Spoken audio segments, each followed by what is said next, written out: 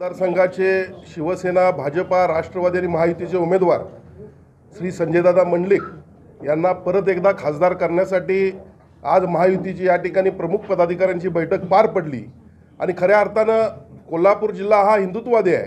पुढच्या निवडणुकीमध्ये त्यांचा विजय हा होणारच आहे, पण नियोजनबद्ध प्रचार यंत्रणा राबवावी यासाठी ही बैठक होती। खऱ्या अर्थानं गेल्या 10 वर्षांमध्ये देशाचे पंतप्रधान नरेंद्रभाई मोदी यांनी फार मोठ्या प्रमाणामध्ये विकास केलेला आहे। फार मोठ्या प्रमाणामध्ये देशामधल्या जनतेला अपेक्षित असणारं काम त्यांच्या माध्यमातून झालेलं आहे आणि म्हणून संपूर्ण देशामध्ये अत्यंत आनंदाचं वातावरण आहे।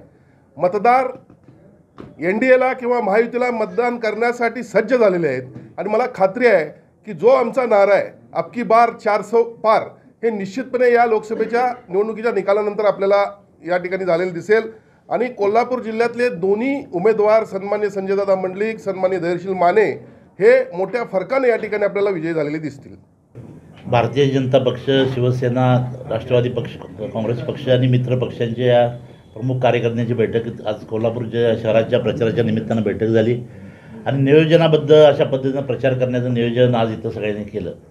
खरं म्हटलं तर कोल्हापूर शहरामध्ये भारतीय जनता पक्षाच्या वतीनं प्रचाराची सुरुवात झाली, पण राजेश सहगल यांच्यावर एक दुर्दैवी प्रसंग ओढवला। त्यांच्या वडिलांचं निधन झालं आणि कालच 12 दिवस झाल्यानंतर आजपासूनच ते प्रचार करायला लागले आणि त्यांनी सगळ्यांना बोलवून घेतलं आणि नियोजन केलं।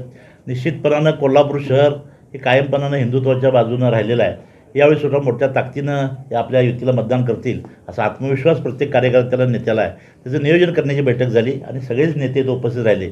त्याबद्दल नियोजनबद्ध असा विकास प्रचाराची यंत्रणा आता सुरू होणार आहे। अतिशय चांगला प्रतिसाद मिळतोय। मागच्या वेळेपेक्षा मताधिक्य वाढेल अशा पद्धतीचं वातावरण संपूर्ण या मतदारसंघामध्ये आहे।